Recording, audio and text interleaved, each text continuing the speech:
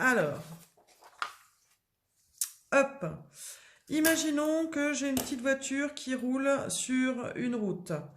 La petite voiture, elle roule sur la route et à un moment donné, il y a un obstacle qui arrive sur la chaussée. Alors, qu'est-ce qui se passe? La voiture, elle roule. Ici, le conducteur, il voit l'obstacle. Il voit le problème, mais pour l'instant, il n'a pas réagi. Donc, tant qu'il ne réagit pas, la voiture, elle continue à avancer.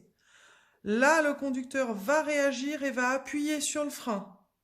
À partir du moment où le conducteur appuie sur le frein, la voiture va continuer encore à avancer, mais cette fois, elle freine. Elle va freiner pour arriver jusqu'à un moment à s'arrêter.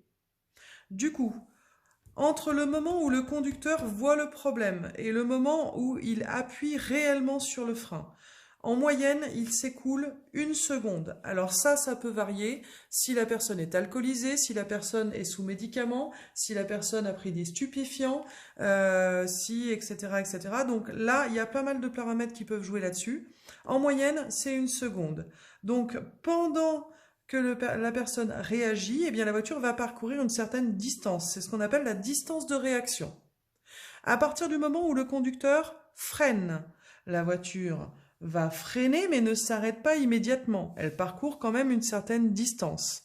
C'est ce qu'on appelle la distance de freinage. Alors ça va dépendre de quoi? Ça va dépendre de l'état des pneus de la voiture, ça va dépendre de la route, ça va dépendre de l'état des freins, ça va dépendre est-ce que la route est mouillée, verglacée, etc., etc. En sécurité routière, on part souvent de distance d'arrêt. Eh bien, la distance d'arrêt, c'est tout ça.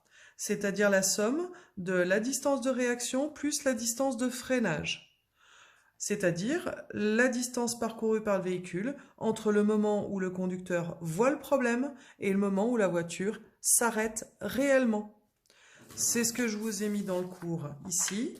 Alors, un petit rappel, la vitesse, c'est la distance divisée par le temps. Du coup, la distance, c'est la vitesse fois le temps. La distance de réaction, eh bien, je vous l'ai mis ici. Le temps de réaction moyen, c'est 1 seconde. Les conditions qui pourraient augmenter la distance de réaction.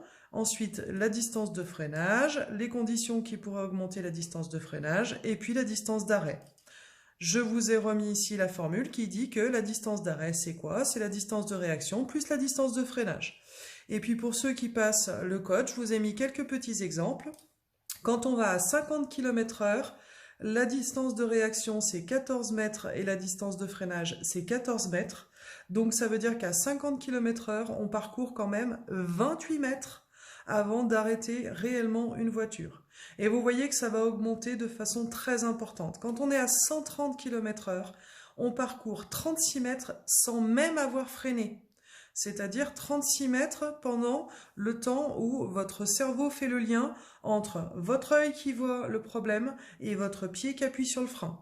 Et puis encore 93 mètres ici, eh bien c'est la distance que va parcourir votre voiture avant qu'elle s'arrête. Ça, c'est des distances moyennes, ces distances de freinage. Bien sûr, si vous avez une voiture qui est en mauvais état, une route qui est verglacée, etc., eh bien ces distances-là, elles peuvent augmenter très significativement.